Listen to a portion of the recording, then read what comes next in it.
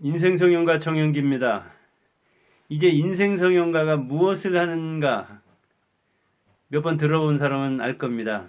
인생을 바람직하게 바꾸는 일을 하는 사람입니다. 얼굴을 성형하는 사람처럼 멋지게 삶을 바꾸려고 하는 겁니다. 그런데 이 일이 얼마나 거창합니까? 그러다 보니까 역시 많은 노력이 필요하고, 그리고 저도 꾸준히 공부를 해야 됩니다. 오늘은 추석.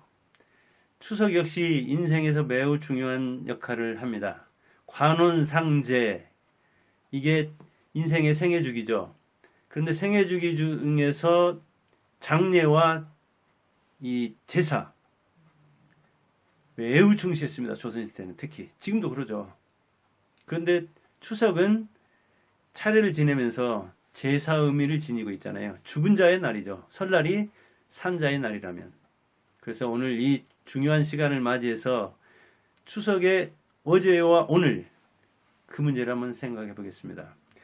우리는 10년 전만 돼도 20년만 지나도 너무 그걸 멀리 생각하고 그 의미를 생각 아예 안 하려는 경향이 있습니다. 그리고 과거는, 오래된 것은 다 썩은 것이고 그것은 폐기 처분해야 되고 의미가 없는 것이니까 알 필요도 없다는 것처럼 생각해 가지고 우리가 10년만 돼도 마치 그 뒷이야기를 하면 노인 취급을 하고, 노인은 낡은 것이요, 낡은 것은 쓸모가 없다는 생각을 갖는데, 오늘 추석에 그런 생각도 잠시 유보해야 됩니다. 유보가 아니라 다시 한번 생각해 봐야 됩니다. 추석은 죽은 사람들을 살피는 날이기도 하지만 사실은 산 사람, 자기를 살피는 날이기도 합니다. 우리가 추석 때 성묘를 하죠. 옛날에는 묘 엄청나게 중시했습니다. 우리 아버지도 이렇게 성묘 가면은 맞은편에 마이산이 보이는데 아들들 영혼아 밀려뒀죠. 딸들 은근히 아빠 그래가지고 저게 필봉이니까, 저게 붓을 이렇게 뒤집어 놓은 듯한 산이니까 마이산이 그렇게 보입니다. 우리 묘에서 보면은. 그래서 공부 열심히 하라. 그런 은연의 압박을 했죠. 그렇게 묘가 어디에 있느냐에 따라서 좋은 묘, 또 명당 그걸 따졌죠. 산 사람이 사는 곳은 양택이고 죽은 사람은 음택에 삽니다. 그래서 양택, 음택에도 바람과 물이 필요한데 그게 풍수입니다. 그래서 풍수에서 이제 이렇게 보면 뭐 이런 얘기도 나오고 그러거든요. 제가 풍수에 정통한 사람은 아닙니다만은 제가 조선시대 시조를 가지고 박사논문을 썼기 때문에 들은 풍물은 있습니다. 뭐 이런 이야기들도 하죠. 이렇게 금난, 그러니까 금계, 포란형이다. 금계는 개자, 이 닭개자죠. 포, 끌어안는다. 난자는 알란자죠. 난생서로 있잖아요. 박역것에. 금닭이 알을 안고 있는, 그러니까 이게 그 부화하려고 그런 형이다. 아늑하고 고즈넉한 묘를 이야기할 때, 그러니까 금달걀이니까 거기서 나온 사람이 이제 왕을 상징하고 뭐 아주 귀한 사람을 상징하고 그런 것이죠. 이렇게 묘자리를 놓고 옛날 사람들은 따졌죠. 뭐 우리나라에서 묘 유명한 곳으로, 명당 유명한 곳으로는 대원군의 아버지 남연군, 충남 예산이죠. 묻혀 있는 남연군 뭐죠. 그렇게 우리가 조상에 감사하고, 그리고 조상의 묘를 돌아보고, 그리고 그 조상의 묘가 좋은 기운이 서려 있으니까 자손들이 잘 될 것이라는, 어찌 보면 죽은 조상을 섬기기도 하지만 그 은택을 보려는 그런 차원도 있는 거죠.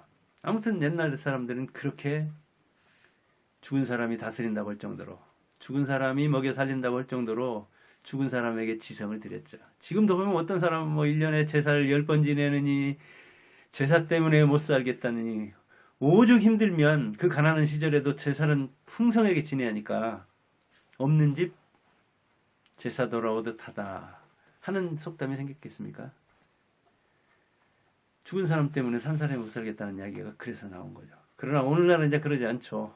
지금은 추석에 뭐 여행을 간다든가, 또 벌초하면서 추석을 이렇게 같이 세는, 즉 성묘를 그때 함으로써 그런 사람들도 있고, 이 추석이 뭐 준비하는 거나, 그 다음에 또 추석 때 시집과 이 처가, 그 다음에 모여서 오래간만에 각자 흩어져서 다른 일 하다가 모인 사람들이 모처럼 뭔가 그 집안에 대해서 이야기하려다 보면 서로 의견이 안 맞아서 갈등하는 그런 날이기도 하죠. 그래서 명절 증후군이다. 또 명절을 세고 난 다음에 뭐 심지어는 이혼 사례도 더 늘어나느니 또 스트레스 받아가지고 병원도 많이 가는 이런 얘기가 나오고 그러죠. 이 추석의 의미를 잘 생각한다면 오늘날은 이 죽은 사람을 중심으로 해서 그 산 사람들이 모이는 게 아니라 산 사람들을 중심으로 해서 죽은 조상에 대한 의미를 찾는 그런 쪽으로 가면 좋으련만 그러지 않으니까 이게 이제 산 사람들끼리 갈등을 하는 수가 있는 거죠. 근데 제가 상당히 바람직한 그 바람직하게 추석을 보내는 사람들을 보고 그랬습니다. 그 이제 집안 어른이 자기 조상에 대해서 기록을 하고, 그리고 자기가 어떻게 살았는가를 기록하고, 그리고 자기 이 후대를, 자손들을 자식 농사를 어떻게 지었는지를 기록해서 자손들한테 주는 겁니다, 이게. 근데 그 준비를 하는 게 굉장히 오래 걸리죠. 저도 책을 4권 내봤지만은 이 책 내는 것은 이렇게 말하는 거하고는 또 다릅니다.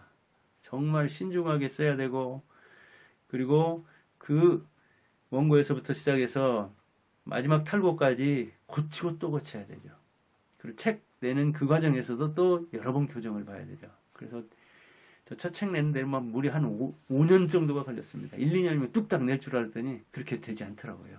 근데 자기 집안에 대한 어떤 기록을 하는 것도 한 사람의 그 기억에 한계가 있고, 그리고 자료도 이제 많이 자기가 모았으면 그것을 분석도 하고 이렇게 정리해서 해석을 해야 할 테니까 그게 쉬운 문제가 아니죠. 그런데 자기 손자까지 전부 다 해야만 인명안팎인데 그것을 기록해서 자기 중심에서 조상과 그 다음에 자기 형제들 그리고 이제 후대 기록해서 후대에 이렇게 주는 겁니다.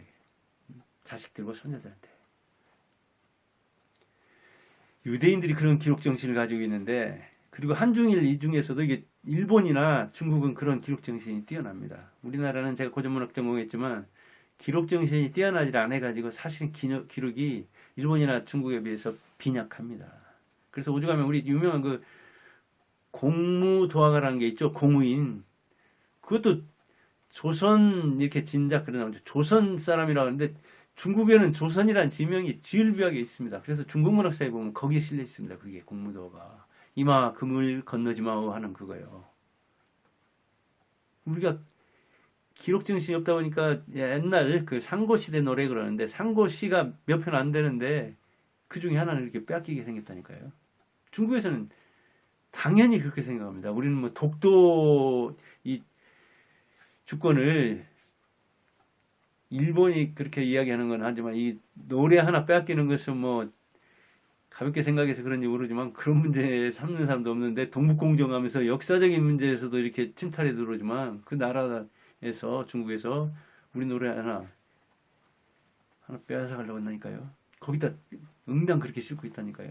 그런 차원에서 우리가 기록을 남겨가지고 자기 자손들에게 그 뭐랄까 가문의식 같은 것을 항상 폐기할 걸로만 생각하고 제사 같은 것도 항상 폐기할 걸로만 생각하는데 변형해서 비판적으로 수용한다든가 변형해서 혁신적으로 수용한다든가 이른바 슈페터처럼 창조적 파괴를 해서 새로운 형태로 뭔가 만들기 위해서 파괴를 한다면 좋지만 파괴를 위한 파괴, 반대를 위한 반대 그렇게 남은 아무 뭐 남을 게 없죠 이제.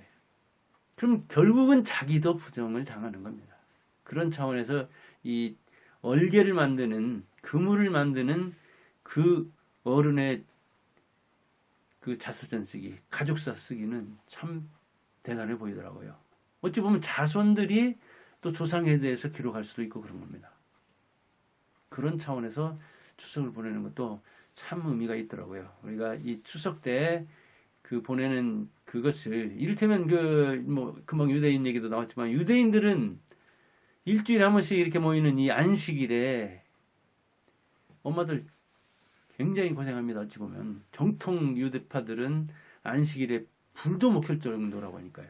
근데 음식을 미리 준비해야 되고, 또 아버지는 그때 스승 노릇도 해야 되고, 즉 종교적 지도자, 교육적 지도자로서 역할을 해야 하니까 하루 종일 뭔가 이야기하고 토론하고 그래야 되니까 공부 엄청나게 해야 됩니다. 유대인 아버지 제대로 되는 거 쉬운 문제가 아니거든요.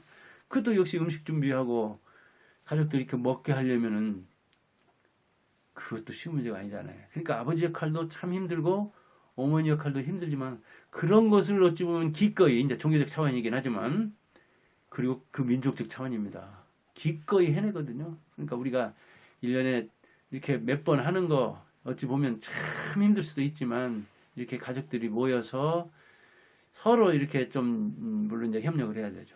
남자들도 좀 움직여야 되죠. 남자들도 부엌에 들어가야 되죠. 전도 붙여야 되죠. 그리고 파괴할 건 좀 폐기해야 되죠. 전 같은 거 사실은 옛날 양반들은 그걸 안 붙이면 이제 명절이 안 지나가는 줄 알고, 명절 못 세는 줄 알고 그러는데, 이제 바꿀 필요가 있죠. 바뀌더라고요. 여기저기 사다 하는 수도 있고. 저 집도 보면 이렇게 운엄 1년이나 되고 그렇게 손자들이랑 다 모이면 뭐 20몇 명이 되고 그러는데도 그냥 떡도 안 하거나 조금 하거나 사오거나 그렇게도 하고 그러거든요. 하여간 변하고 있습니다. 제사든 명절 지내는 건. 그러나 이제 빨리 변하기를 바라는 쪽에서는 너무 안 변하는 거고, 그리고 옛날 그 명절의 의미에 대해서 생각하는 사람들은 너무 빨리 변한다 이렇게 생각할 수도 있는 거죠.